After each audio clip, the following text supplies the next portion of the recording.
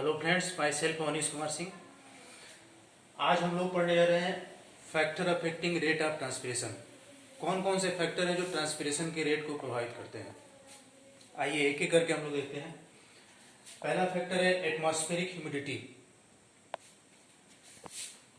Transpiration जो होता है it is inversely proportional to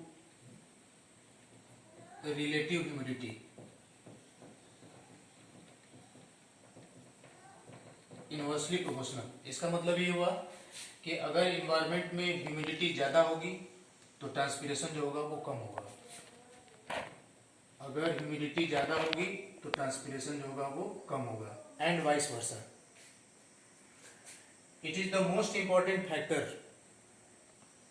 that regulate the rate of transpiration. ये सबसे ज्यादा इंपॉर्टेंट फैक्टर है। अब देखिए, अगर ह्यूमिडिटी जो होता है वो समर के टाइम में, गर्मी के दिनों में ह्यूमिडिटी जो होती है वो कम होती है, इसलिए समर के टाइम में ट्रांसपिरेशन ज़्यादा होता है। और रेनी सीजन में ह्यूमिडिटी जो होता है वो एटमॉस्फेयर में ज़्यादा होता है, इसलिए रेनी सीजन में ट्रांसपिरेशन जो होता है वो कम होता है। दूसरा फैक्टर देखते हैं temperature. Temperature is directly proportional to the rate of transpiration. यानी जैसे जैसे टेम्परेचर इंक्रीज होगा वैसे वैसे ट्रांसपिरेशन का रेट बढ़ेगा। इसका रीजन ये है कि टेम्परेचर बढ़ने पे एटमॉस्फेयर में, एयर में वाटर होल्डिंग कैपेसिटी जो होता है वो इंक्रीज करता है, जिसकी वजह से ट्रांसपिरेशन का रेट बढ़ेगा। और जैसे जैसे टेम्परेचर कम होता है तो एटमॉस्फेयर में वाटर होल्डिंग कैपेसिटी जो होता है वो डिक्रीज करता है, जिसकी वजह से ट्रांसपिरेशन जो होता है वो कम होता है। ये टेम्परेचर के टर्म में क्यू टेन जो होता है that is equal to 2 for the transpiration. इसका मतलब ये हुआ कि at each 10 degree centigrade increase in temperature rate of transpiration become double. यानी हर 10 डिग्री सेंटीग्रेड टेम्परेचर बढ़ाया जाए तो ट्रांसपिरेशन का रेट जो होता है वो डबल हो जाता है। आगे देखेंगे हम लोग लाइट के बारे में। Transpiration is directly proportional to the light. ऐसा इसलिए होता है क्योंकि लाइट जब इंक्रीज करेगा, लाइट की इंटेंसिटी बढ़ेगी तो लीफ के ऊपर हीट इफेक्ट बढ़ेगा, और हीट इफेक्ट बढ़ेगा तो ट्रांसपिरेशन जो होगा वो बढ़ेगा। क्यों? क्योंकि प्लांट को कूलिंग करना होता है, और कूलिंग करने के लिए उसको ट्रांसपिरेशन करना पड़ेगा। लाइट के टर्म में जो स्पेक्ट्रम होता है लाइट का वो होता है ब्लू और रेड। यानी सबसे ज्यादा ट्रांसपिरेशन जो होगा वो ब्लू कलर की लाइट में होगा और दूसरे नंबर पे रेड कलर की लाइट में होगा। इसका रीजन ये है कि ब्लू कलर के लाइट में स्टोमेटा जो होते हैं वो कंप्लीटली ओपन होते हैं। That's why in blue light transpiration is maximum. अगला फैक्टर हम लोग देखेंगे wind velocity. How wind velocity affect the rate of transpiration.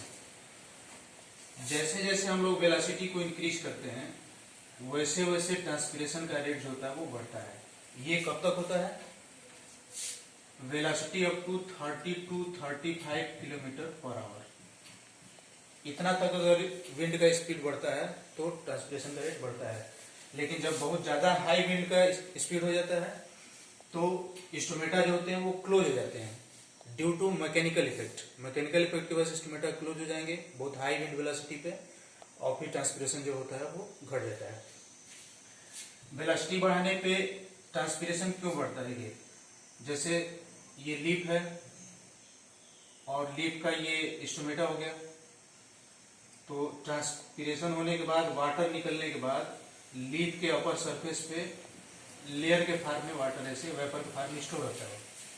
अगर विंड का वेलोसिटी अगर बढ़ेगा, इंक्रीज करेगा, तो ये विंड का वेलोसिटी वाटर वेपर को लीफ के सरफेस से हटा देता है, रिमूव कर देता है, दूर लेके चला जाता है। जैसे ही हटाएगा फिर यहाँ वाटर पोटेंशियल डिक्रीज करेगा, फिर अंदर से पानी बाहर निकलेगा, फिर लेयर के फॉर्म में इकट्ठा होगा, फिर विंड रहेगा तो फिर इस वाटर वेपर को उड़ा ले जाएगा। इस तरीके से बार बार विंड का वेलोसिटी बढ़ने पे ट्रांसपिरेशन का रेट जो होता है वो बढ़ता है। नेक्स्ट लेते हैं एटमॉस्फेरिक प्रेशर। एटमॉस्फेरिक प्रेशर जिस जगह पे लो रहता है प्रेशर, उस जगह पे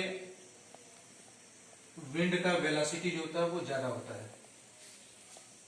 एटमॉस्फेरिक प्रेशर घटने पे विंड की वेलोसिटी बढ़ती है, और विंड की वेलोसिटी बढ़ेगी तो ट्रांसपीरेशन का रेट बढ़ेगा। क्योंकि अभी ऊपर हमने देखा है कि विंड वेलोसिटी बढ़ता है तो विंड जो होता है लीफ सरफेस के जस्ट ऊपर जो वाटर के वेपर स्टोर रहते हैं उनको हटा देता है, जिससे बार बार वाटर बाहर निकलता है, जिसको ट्रांसपीरेशन कहते हैं।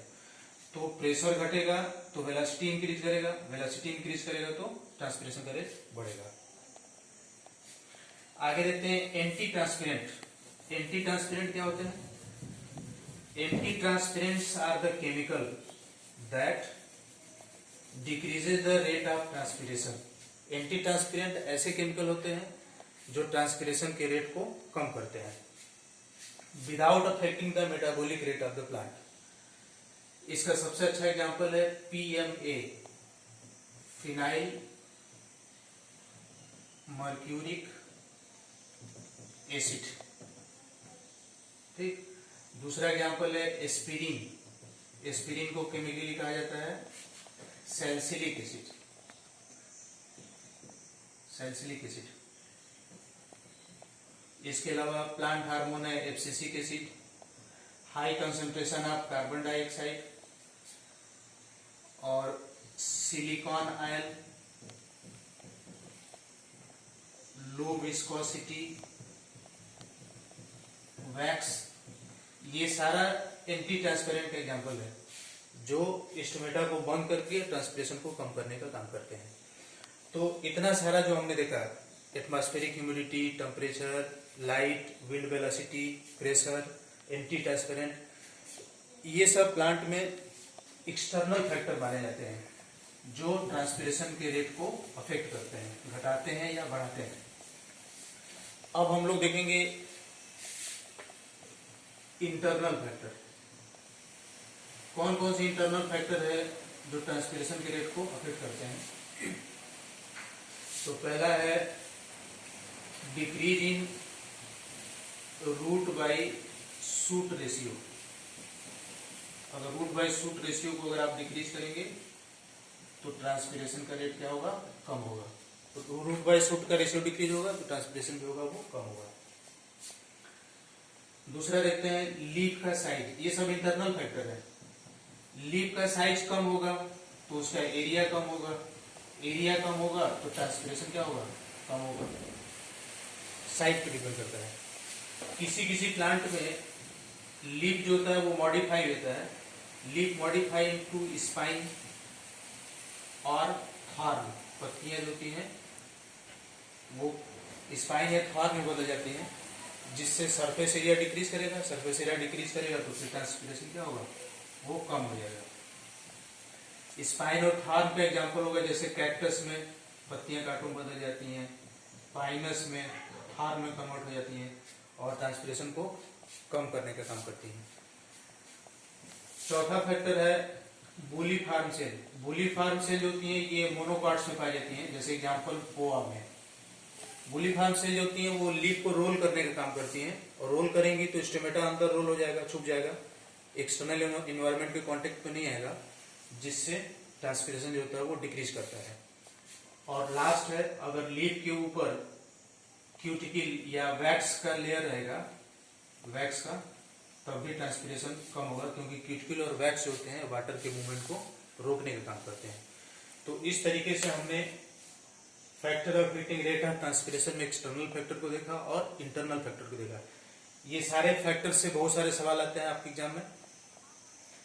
वीडियो को देखने के बाद कॉन्सेप्ट को क्लियर करें, और हमेशा की तरह मेरे वीडियो को लाइक सब्सक्राइब करें, शेयर भी करें ताकि दूसरों को फायदा हो और आपको नए नए वीडियो लेक्चर मिलते रहें।